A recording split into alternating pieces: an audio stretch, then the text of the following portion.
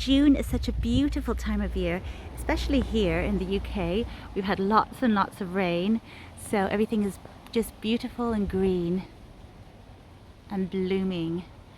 And I like to keep deadheading my roses because that ensures that they keep cropping and flowering all summer. And when I say cropping, it's because I like to cook with my roses. You can really eat all roses, but the ones that taste best are actually the ones that smell best too. And so if you want to make some interesting dishes with your roses, always give them a little smell and see if they have a beautiful perfume. Then they probably will taste beautiful too. So today I want to make something I absolutely adore making at this time of year, and that is Rose Petal Jam. It is so delicious. Let's just go and pick some roses. So what I do is when I deadhead them, rather than waste the beautiful petals, I just pick them and take them with me into the kitchen. Then nothing goes to waste. I've also used some wild petals this year because I found them when I was out collecting elder flowers as well. I almost said elderberries, but this time of year we get elder flowers, and I'm going to make elderflower jam and cordial. So yummy! It's such a beautiful time of year. So let's go in and just start. The portion I'm making is just for 1 jar of jam, so you can multiply it as much as you want to make as much jam as you want.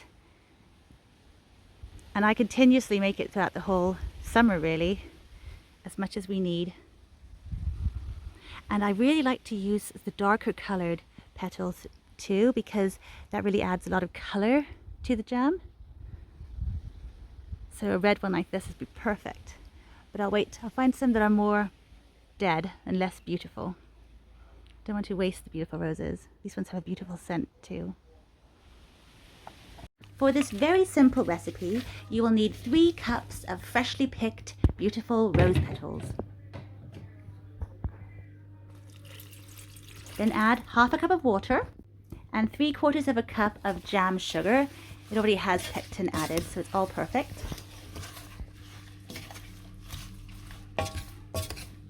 And just keep stirring it at a very low temperature until all the sugar is melted. It's very important the sugar is melted before you turn the heat up, otherwise you might get sort of a crunchiness there.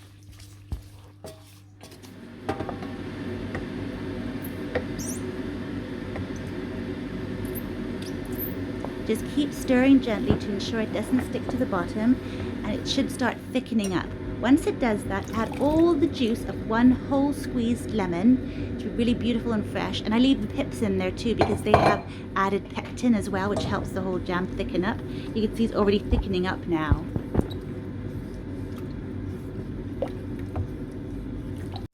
Once it's nice and thick, you can just pour it into a clean jar and it should be ready to eat once it's cooled down. And here it is. I had to take it outside into the garden to see it in all its glory. Look at that color. It's so red and rosy. It's just a beautiful thing.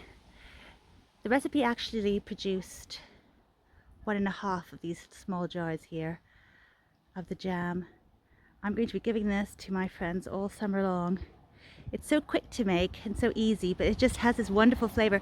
I would compare it to, if you've tasted Turkish Delight, they had this sort of rose, actually yeah, it is rose flavored Turkish Delight. I think it's made with roses too, and it really tastes so much like this. This isn't quite as sweet as Turkish Delight because I find Turkish Delight a bit too sweet almost, but yeah, this is just so beautiful.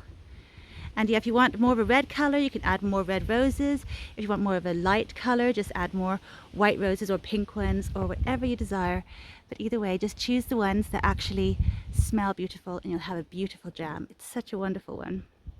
So thank you for watching. I hope you try some of these jams. I hope you've done it. Let me know what you think about it and if you love eating flowers like I do. And I'll see you next time. Bye for now.